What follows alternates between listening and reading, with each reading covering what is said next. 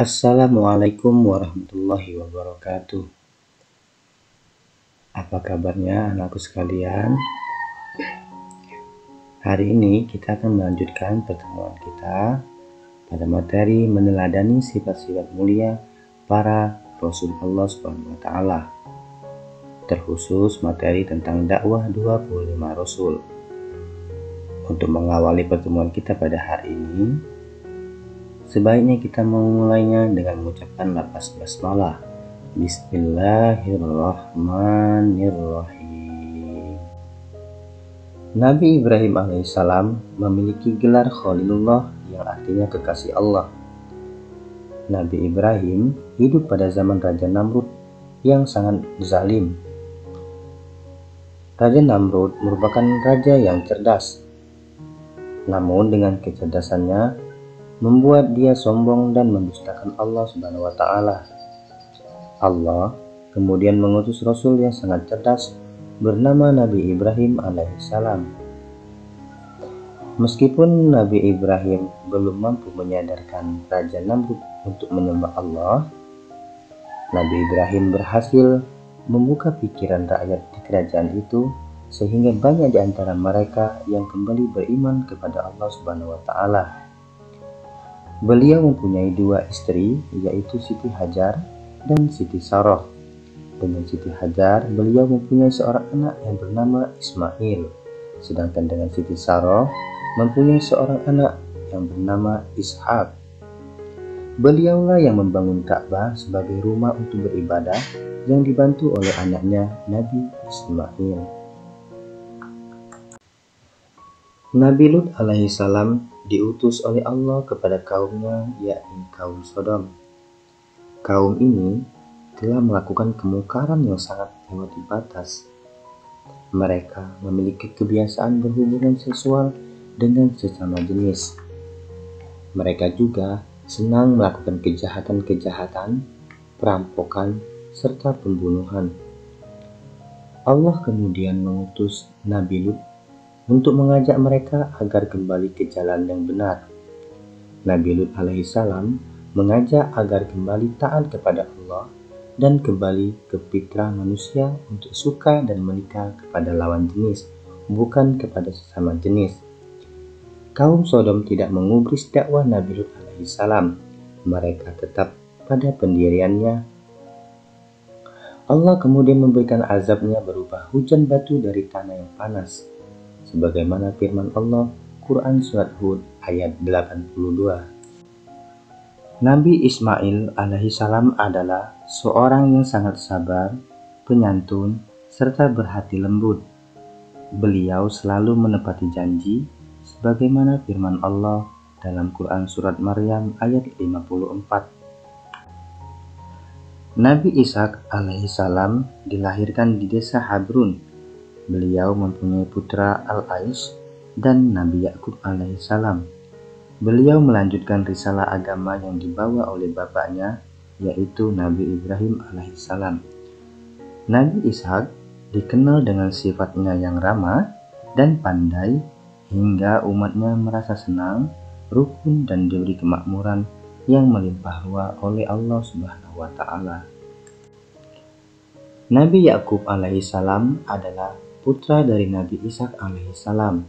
Dengan demikian, beliau sekaligus menjadi cucu Nabi Ibrahim alaihissalam. Di dalam Al-Quran, nama beliau sering disandingkan dengan Nabi Ibrahim alaihissalam. Kepada anak-anaknya, Nabi Yakub senantiasa berwasiat agar menjadi orang yang beriman kepada Allah Subhanahu wa Ta'ala. Nabi Yusuf alaihissalam adalah putra yang disayangi oleh Nabi Yakub. Ini disebabkan tidak lain karena Nabi Yusuf memiliki akhlak yang mulia. Ia juga dianugerahi wajah yang sangat tampan. Nabi Yusuf alaihissalam memiliki kelebihan dapat menafsirkan mimpi. Dengan kelebihannya itulah pada akhirnya mengantarkan Nabi Yusuf menjadi bendahara di kerajaan Mesir. Saat beliau menjadi bendahara kerajaan, negeri Mesir dipimpin oleh Raja Kitfir yang tidak lain adalah suami Zulaikha. Nabi Ayub alaihissalam adalah seorang yang mempunyai kekayaan yang melimpah ruah, baik berupa binatang ternak maupun tanah pertanian yang luas yang membentang di daerah Hauran. Allah memberikan ujian cobaan dengan lenyapnya seluruh harta. Ia juga ditimpa penyakit kulit yang luar biasa sehingga dikucilkan oleh masyarakat dan dibuang di penampungan sampah Bani Israel. Sekujur tubuhnya banyak dihinggapi berbagai macam serangga. Nabi Ayub menjalaninya dengan penuh kesabaran dan ketabahan. Bahkan beliau menambah keimanan dan ketaatannya kepada Allah serta selalu meningkatkan rasa syukur kepada Allah Subhanahu wa taala. Nabi Syuaib alaihissalam bergelar Khatibul Anbiya yang artinya ahli pidato nabi-nabi. Ini disebabkan karena kefasihan, ketinggian, dan kedalaman kata-katanya dalam menyampaikan risalah agama kepada umatnya. Beliau diutus menuntun penduduk Madian. Kala itu penduduk Madian menyembah Aikah, yaitu pohon besar yang berada di hutan. Mereka juga mempunyai kebiasaan melakukan perbuatan keji dan tercela, merampok, menipu, dan mengurangi takaran timbangan. Nabi Syuaib datang dan mengingatkan bahwa hal tersebut merupakan hal yang hina dan termasuk pencurian. Nabi Syuaib alaihissalam memberitahukan kepada mereka bahwa beliau khawatir jika mereka meneruskan perbuatan keji dan dusta itu, niscaya akan turun kepada mereka azab di mana manusia tidak akan dapat menghindar dari siksaan itu. Nabi Musa alaihissalam dilahirkan pada saat Fir'aun sedang merajalela berbuat kezaliman dan sewenang-wenang di muka bumi Mesir, serta membuat penduduk menjadi terpecah belah. Fir'aun menindas rakyatnya dan menyembelih anak laki-laki yang baru lahir, sedangkan anak perempuan dibiarkan hidup. Ini semua dilakukan karena ia percaya pada ramalan bahwa suatu saat akan ada anak laki-laki yang akan menggantikan tahtanya. Nabi Musa kemudian menjadi putra angkat di istana Fir'aun. Setelah dewasa, Nabi Musa menyadari bahwa dirinya merupakan bagian dari bangsa Bani Israel.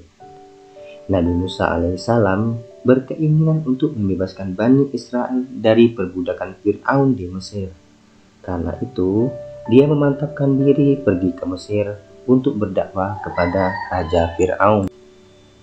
Nabi Harun alaihissalam adalah seorang yang soleh dan berhati lembut yang mengemban risalah kenabian bersama Nabi Musa alaihissalam. Mereka diutus untuk Bani Israel. Nabi Harun adalah seorang nabi dan rasul. Nabi Zulkifli alaihissalam diberi nama Zulkifli yang artinya orang yang mempunyai kesanggupan karena beliau pernah berjanji akan menyelesaikan semua persoalan serta akan memberikan keputusan yang adil di antara kaumnya. Nabi Daud alaihissalam diutus oleh Allah kepada kaum Bani Israel. Pada saat itu Jalut berlaku sewenang-wenang, menindas, serta mengusir Bani Israel. Allah memberikan kelebihan kepada Nabi Daud, antara lain dapat melunakkan besi yang digunakan sebagai perlengkapan perang. Gunung-gunung dan burung-burung bertasbih kepadanya. Nabi Sulaiman adalah nabi yang mewarisi ilmu pengetahuan dan kitab Zabur milik Daud alaihissalam. Beliau memiliki tentara yang terdiri dari jin, manusia, dan burung-burung. Mereka dapat diatur dan berbaris dengan tertib. Beliau pula dapat mengerti bahasa burung dan semut. Wafatnya Nabi Sulaiman dirahasiakan oleh Allah dari semua makhluk, kecuali rayap yang telah memakan tongkatnya. Nabi Ilyas sering dipanggil dengan sebutan Ibnu Yasin. Beliau diutus untuk kaum Ba'al-Bag yang menyembah berhala yang bernama Baal, yang berasal dari Phoenicia. Nabi Ilyasa diangkat oleh Allah menjadi Rasul untuk Bani Israel yang membawa risalah kenabian menggantikan Nabi Ilyas. Umatnya banyak yang berbuat durhaka kepada Allah Subhanahu wa Ta'ala. Nabi Yunus alaihissalam diberi gelar Zunnun, diutus oleh Allah untuk kaum Nainui. Umat Nabi Yunus banyak yang durhaka kepada Allah sehingga Nabi Yunus pergi meninggalkannya. Di tengah perjalanan Nabi Yunus dilemparkan ke laut karena kapal yang ditumpanginya kelebihan muatan.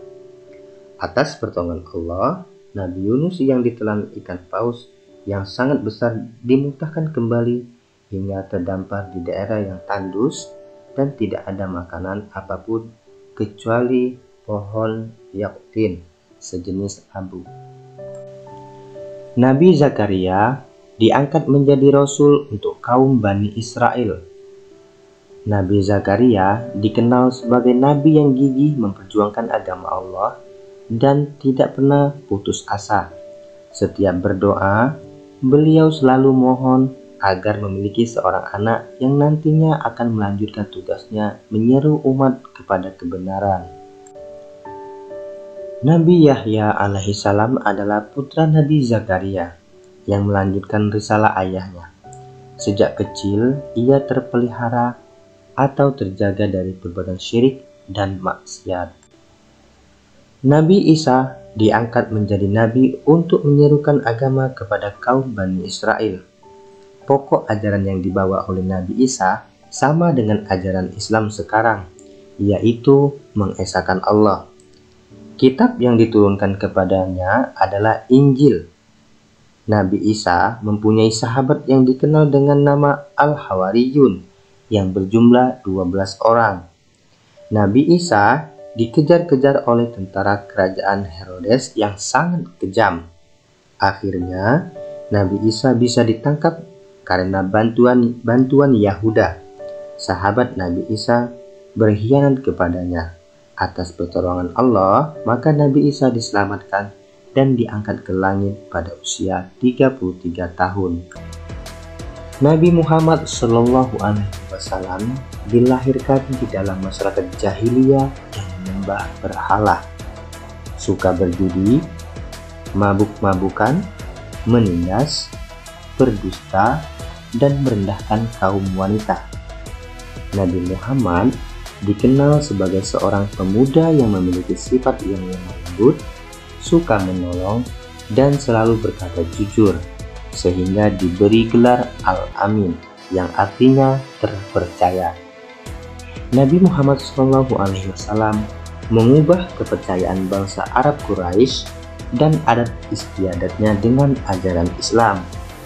Nabi Muhammad SAW adalah Nabi dan Rasul yang terakhir yang membawa ajaran Islam yang diperuntukkan bagi seluruh umat manusia di dunia. Pada saat Nabi Muhammad sedang bertahanus atau menyendiri dan beribadah di Gua Hira, datanglah malaikat Jibril untuk menyampaikan wahyu yang pertama, yaitu surat Al-Alaq ayat 1-5